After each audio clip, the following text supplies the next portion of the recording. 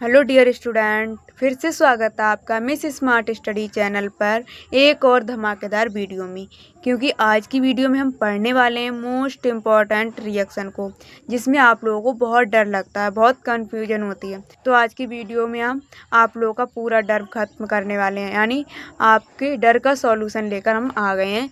आप लोगों को बिल्कुल डरना नहीं है। आप लोग इसको पूरा वीडियो अंत तक ज़रूर देखनी है, तभी आपको सारा सब कुछ समझ में आने वाला है और आपका डर भी खत्म होने वाला है। तो चलिए हम समझते हैं क्या होता है जब केवल रासायनिक समीकरण लिखिए।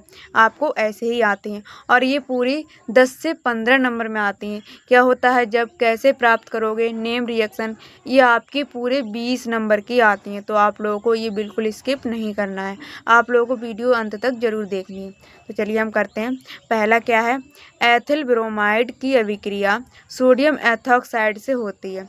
तो इसमें क्या करेंगे, सबसे पहला रूल आपका क्या है कि आप लोगों को फार्मूला पता होने चाहिए। जब आपको फार्मूला पता होंगे तो ये आप लोग सेकंडों में कर लोगे, आपको मिनट की ज़रूरत नहीं है, सेकंडों में निकाल लोगे ये रिएक्शन, जब आपको फार्मूला पता होंगे तो। अब इसको फार्मूला कैसे अप्लाई करेंगे, देखिए कि अगर आपको एथिल ब्रोमाइड की अभिक्रिया यानी एथिल ब्रोमाइड का फार्मूला पता होगा तो आपने ये एथिल ब्रोमाइड का फार्मूला लिख दिया। इसकी क्रिया किससे कराई, हमने सोडियम एथॉक्साइड से। तो हमने सोडियम एथॉक्साइड से इसकी क्रिया करा दी।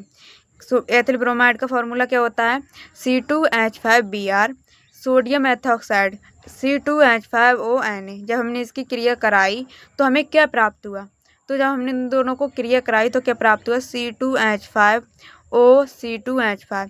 इतनी चीज़ हमने बाहर निकालनी तो क्या बना, C2H5O C2H5।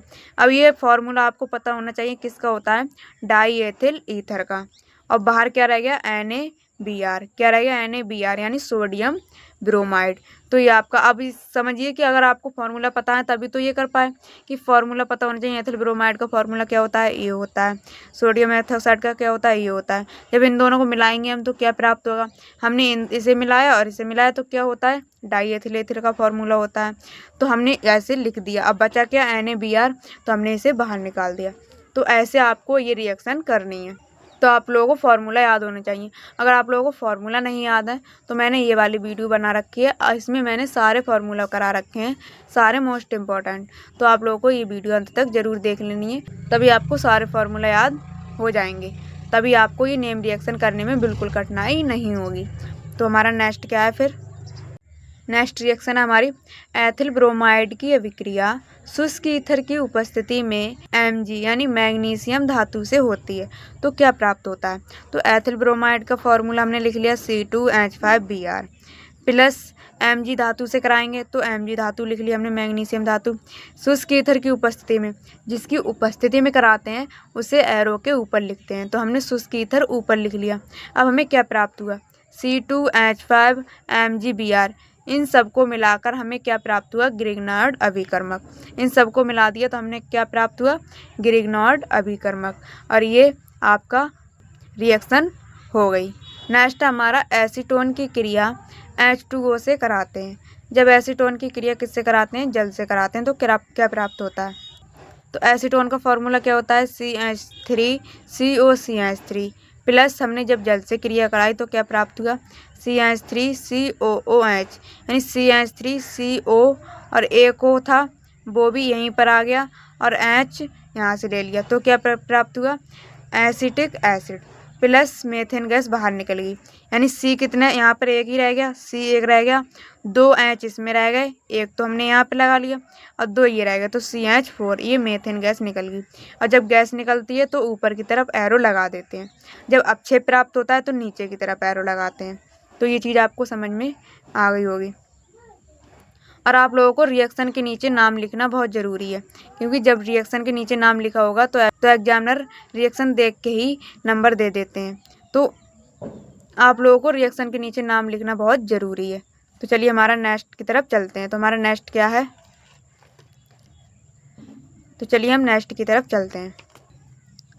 तो नेक्स्ट क्या है हमारा, फॉर्मिक अम्ल को सांद्र H2SO4 की उपस्थिति में गर्म करते हैं।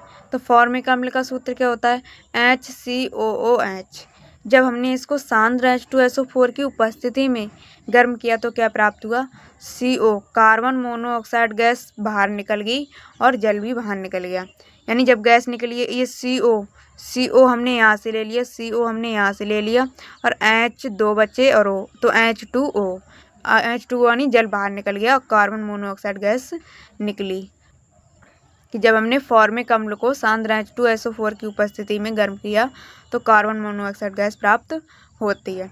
नेक्स्ट हमारा एथिल अल्कोहल को लाल फास्फोरस की उपस्थिति में HI से गर्म करते हैं। यानी जब हमने एथिल अल्कोहल को C2H5OH को किसके साथ गर्म किया? HI के साथ लाल फास्फोरस की उपस्थिति में, तो क्या प्राप्त हुआ? एथेन प्राप्त हुआ। यानी C2H6, H5 ये एक H हमने यहाँ से ले लिया तो क्या हो गया?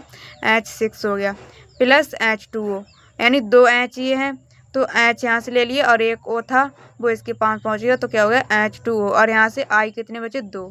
इसके आगे 2 लगे हैं तो I भी 2 हैं, H भी 2 हैं, तो H तो हमने यहाँ पे 2 ले लिए तो I भी 2 हैं तो I2 हो जाएगा। तो ये आपकी रिएक्शन कंप्लीट हो जाएगी। तो उम्मीद करती हूँ ये आपको रिएक्शन बहुत अच्छी तरीके से समझ में आई होंगी और ये मोस्ट इम्पोर्टेंट है, आप लोगों को ये अच्छी तरीके से याद कर लेनी है।